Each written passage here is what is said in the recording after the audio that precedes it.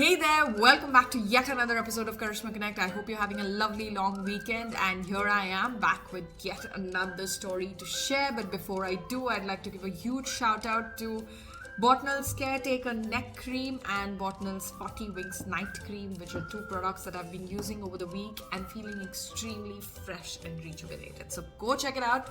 I've also interviewed the founder, Himangi Dheer, in my previous episode. Do tune in across platforms. Coming to today's episode, well, September 30th, we celebrated International Translation Day, a field that is often overlooked, and translators do a completely amazing job of making cross-cultural exchanges so much more easier and understandable. And I chose to cover this topic on Karishma Connect in my interview with Bouchra Rebiai, who is the founder of Aurora Hikma, GCC's first outsourced Arabic messaging department. She talks to me about the language, about words she loves, about what writers of other languages can keep in mind when they're writing for an Arabic translation, about why the language is so beautiful, about what translators of tomorrow need to know today to hone in on the best of their skill sets and succeed. So go check out the episode, it's really interesting. And until the next one, stay tuned. This is Karishma Connect, and we'll be back every Sunday and Thursday. Tata. To begin with, I will deep dive in. Tell me about your journey so far. That's my first question on Karishma Connect, always. Well, my journey has been quite a long one. I started out as a freelancer about 10 years ago now. Oh, okay. And yeah, I believe it's 10 years ago. And at that time, I had no idea that I wanted to build this company. I didn't realize that there was so much potential out there. But as I started working, I realized that there is a huge gap in the market when it comes to businesses providing value to consumers in Arabic. So I'll give you a very quick example, and this is an example I use a lot of the time. I have family members who don't speak English or who are not super confident in their English to be able to read articles on different things. And sometimes I end up being the one who researches things online and then goes and tells them, by the way, this article says this. And of course, I end up translating quite a bit of that article so that they can understand and have a bit of background info on what's going on. So I thought, why aren't companies putting out valuable content in Arabic? Is it because it's not on their radar? Is it because they don't know how to do it? So that's where my company was born. We do mainly specialize in Arabic translation for marketing purposes. I call it this way because it is creative translation, but mainly. But then also there are parts of it that is not very entirely creative, like doing a website for, let's say, a medical platform. It's not going to be a lot of creative work. Yeah. So, but the goal of that website is to market that business, right? Or to reach that business's audience. And so, yeah, that's why I call it translation for marketing purposes, because we're good at the creative translations and also the cut and dry stuff. Okay. And did you start this? I'm curious to know, did you start this after having worked in the industry, or did you start this out of college? Did you get into freelancing? I did not go to university. Okay. I started freelancing to save up to go to university, but life had a different path for me. I still haven't gotten around to that. That's something that's on my goal list for the next 10 years, but I first want to build this business to a point where I don't need to be in it every day to run it. And yeah, so I worked as a freelancer, and then I realized that there is a lot more potential if I had my own team to help businesses. And honestly, I set a goal this year to help 100,000 businesses with their Arabic marketing. Wow, lovely. And are these small businesses, big sized, or all of them? All of them. We've worked from the smallest to the biggest, Okay. including government agencies. And then when I'm going to go a little deeper into your journey just to kind of understand when you started at that time, 10 years ago, I was a freelance. I mean, I started freelancing back then as well. And I know that the scene was very different from what it was from what it is today. It wasn't as formalized. We didn't have that many opportunities, and neither did we know what the future is going to look like. Is there going to be a future? Do you think, what were the kind of challenges you faced at the time, and especially in thinking that this could be a full-fledged business setup for you and a hardcore chunk of daily expenditure that you would be relying on, your source?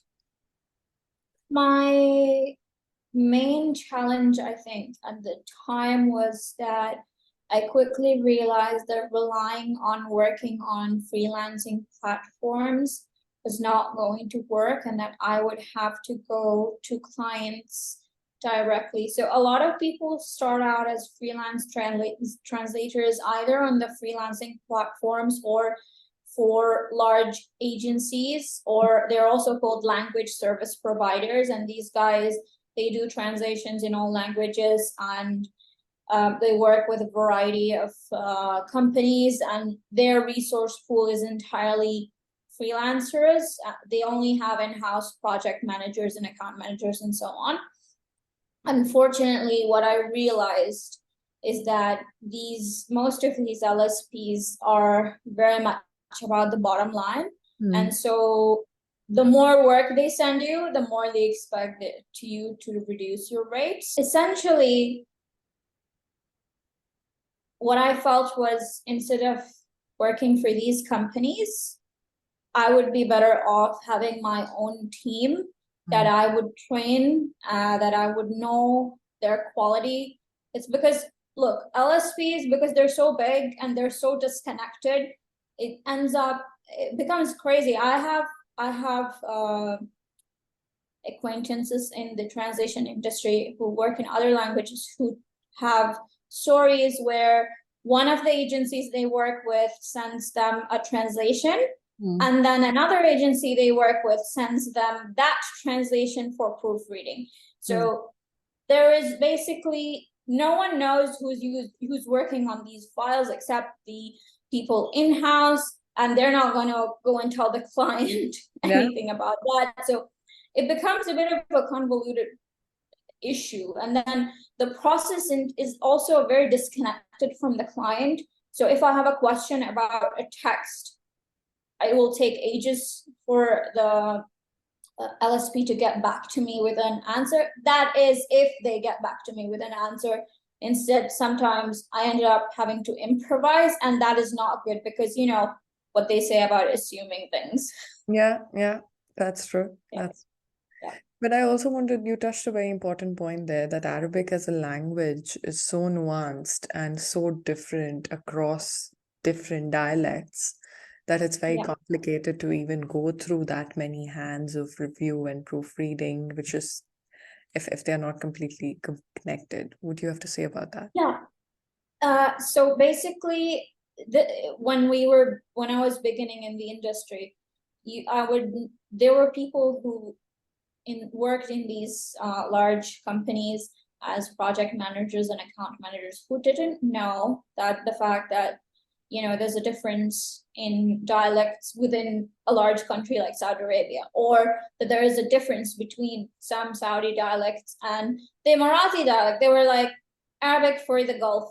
Yeah, that doesn't really work like that. There is a lot of nuance, especially when it comes to terminology, because aside from dialect, even when I'm writing regular Arabic, which is written formal Arabic, I have differences in terminology across the entire Arab world. It's not like it's one region, one small country. It's not like it's one language that's restricted to one area. It spans quite a lot of geographical area, as well as a huge number of speakers. When writers from different languages or writers of different languages are kind of writing, what can they keep in mind in the region to when, say, for example, if I'm writing in English, what can I keep in mind as an English writer to make sure that the copy is adaptable and better placed for the Arabic translation? Are there some points that can be kept in mind? Honestly, I don't know if this is something that you can actually do in English, because you want to appeal to different types of people, right? With English, you're trying to speak to the English speakers, and with Arabic, you're trying to speak to the Arabic speakers. And I'll give you another example that I've been using a lot lately. We do a lot of translations of social media content for hospitality. Over the summer, there were translations of things like a day pass by the pool and things like that. In English, there was always this element of come and enjoy the summer heat by the pool. Why is that? Because an English speaker generally comes from a country that is cold, and the heat is a rare thing for them. So there's always this craving for the heat. Yeah. Whereas if I translated that into Arabic and tell someone to come and enjoy the summer heat by the pool, they'll be like, no, thank you. I am going to turn my AC on and sit in my house. So that's because Arabic speakers generally come from countries that are hot, or even if they're not entirely hot, like there are countries in North Africa that have 4 seasons, but still summer is hot, and everyone goes to the beach or the pool to get in the water and cool down from the summer heat. They don't go to enjoy the summer heat. So this is something you can't do to prepare the translator. You just need to know that you're working with someone who understands this difference and isn't going to send you the Arabic version of enjoy the summer heat, because I'm pretty sure they wouldn't enjoy the summer heat either. Yeah. But unless if they understand what it means to market something to someone, they will not be able to get the point that you're trying to make, which is trying to sell the coming to the pool rather than the summer heat or anything else in that sentence. And then tell me, what impact do you think AI is going to have on this whole thing? It has had an impact on writing, but do you think it will have an impact on translations as well? Look, I think of myself as a writer before being a translator. And while I also have used AI to help me write certain things, I don't really use it much because it's just so repetitive. It's so cut and dry. There is no human touch. There is no human feeling. Look, the example I gave you about the hotel pool, I dare someone to find me an AI that's working at the moment, today, as of today, that will give me that same result. An AI that will understand that this thing about the pool should be cooling down in the water and not, enjoying the summer heat. I don't think there is any AI that can do that at the moment. Agreed. But then tell me, in that scenario, what do you think are the 3 things that really are top tips or top things that any translator in the modern day era must do to kind of be a standout amidst all of the others? So my first top tip is the person who's working on a translation has to be someone who is open enough in their mindset to understand the other culture. You don't have to agree with everything. Just like, here in the UAE, there are certain rules. It doesn't agree with everything that the modern world considers PC, but it doesn't get to a point where people are closing themselves off of these ideas. We understand these ideas, we understand their impact, but we might not agree with them on a personal level, but on a professional level, if I'm translating, then I have to make sure that I understand everything properly. Always have to be on top of everything that's going on in both cultures. If I get a text that's to be translated about something that is currently relevant, if I don't know what it is, then I'm not going to be able to translate that text properly. And the third tip basically is never stop learning. Very true. About yourself, about the world, about the other cultures, other languages. You could start out as a translator who has 2 languages and end up as someone who has 10 languages under their belt. Yeah. Everything is possible in this world. From the Arabic language, that one word that you think everybody should know. I'm going to be a little biased about this. And I'm going to say that I really like my name. It's not necessarily my favorite word in Arabic, but it is one of my favorite words in Arabic. So my name is Bouchra. It means, and in Arabic, it's more like Bouchra. Okay, it's a little more direct and condensed. Yeah. Bouchra means good news, or my mom used to translate it in a very heavy Old English to glad tidings. Oh, lovely. Okay.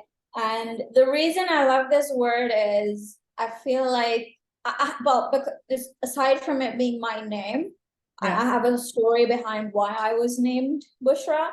But I feel like we all need a little bit of Bouchra in our lives, good news here and there. I think a word I like is also, I also like intisar, which is being victorious. That's interesting. Yeah. And it is also a name. And I feel like, so in Arabic, there's a lot of nuance. There's a lot of root words where this word basically has so many different meanings. And when you derive other words from it, it goes to mean certain different things. And intisar comes from the root word nasara, which means made victorious or aided in victory. Okay. So I feel like intisar is more than just one person becoming victorious. Is like a collective togetherness of being victorious. Yeah. And I like that because, no man is an island. We all need to do things together to be able to overcome whatever challenges, burdens, hassles that we're going through. More power to you. Thank you so much for joining in and sharing your lovely insights with me. It's been a pleasure. Thank you, Karishma, for having me. I'm really glad we had this conversation.